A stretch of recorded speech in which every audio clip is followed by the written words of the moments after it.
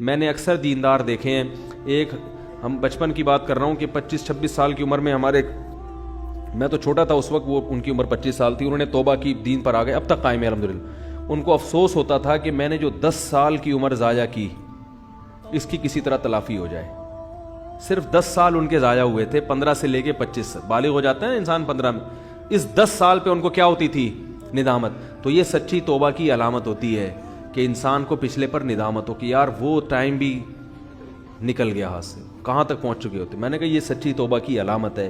میں نے کہا اس کی تلافی اب یہ ہو سکتی ہے کہ جو 10 سال ایک نارمل آدمی جتنی عبادت کرتا ہے، آپ اگلے 10 میں اس سے ڈبل کر لو۔ کیا خیال ہے بھائی؟ یہی ہو سکتا ہے۔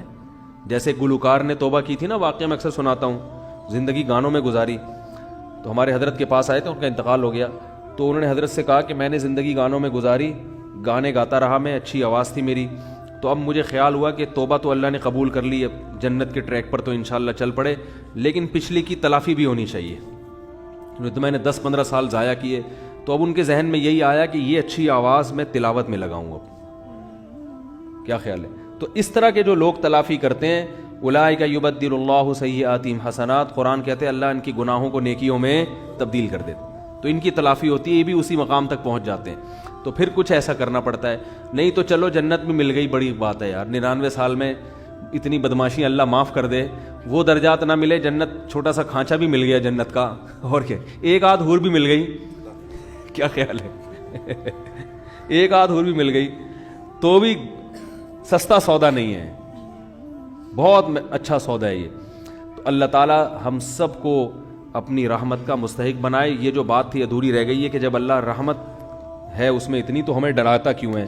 تو اصل میں اللہ اپنے آپ سے نہیں ڈراتا، اپنی نافرمانی سے ڈراتا ہے، کہ جو اتنا رحیم ہے، اتنا کریم ہے، وہ معاف کرے گا، لیکن ہر چیز کی ایک لمٹ ہوتی ہے، اس لمٹ سے آگے کراس کرو گے تو پھر اس کا غضب جوش، کیونکہ غضب ختم نہیں ہوا ہے اس میں، اس لیے اللہ ڈرا رہا ہے کہ اللہ کی نافرمانی سے ڈرو۔ یخشون ربہم بالغیب، جو اپنے رب سے بغیر دیکھے ڈرتے ہیں، کیا مطلب؟ رب کی نافرمانی سے ڈرتے ہیں، گناہ سے ڈرتے ہیں۔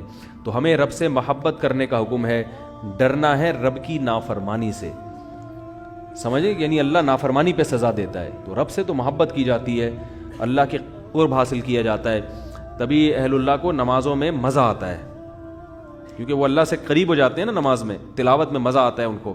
تو ہمیں اللہ سے محبت کا حکم ہے، لیکن ڈرنا وہاں ہے جہاں اللہ کی نافرمانی ہو رہی ہے۔ اللہ تعالیٰ سے دعا ہے اللہ تعالیٰ سمجھنے کی، عمل کی توفیق عطا فرمائے۔ جلدی جلدی سوالات ہیں، نمٹا دوں میں۔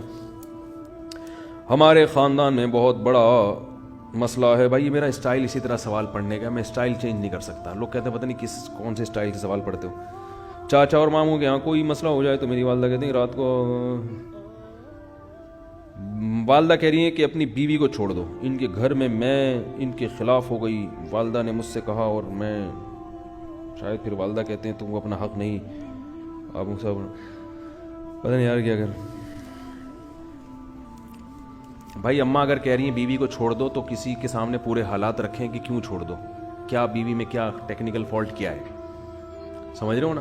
اماں کو بولیں اماں اگر ہماری بہن کسی کے گھر میں جائے اور آپ کی بیٹی کی ساس کہے آپ کے داماد کو کہ بیٹی کو چھوڑ دو، تو آپ یہ کہیں گی کہ اماں ابا کے حقوق پر بیان کریں گی؟ آپ بولیں گے کیوں چھوڑ دو؟ تو دوسروں کے لیے جو پسند کرتے ہو وہی چھوڑنا چھاڑنا آسان نہیں ہے، اس کے بہت زیادہ نقصانات ہوتے ہیں۔ طلاق تو ایک انتہائی آخری آپشن ہے کہ جب خودکشی کی نوبت آ رہی ہو، ڈپریشن کے مریض بن رہے ہوں، ایسی صورت میں ہے طلاق، تو ورنہ اگر زیادہ نہیں بن رہی تو الگ رکھنا چاہیے بیوی کو ماں سے۔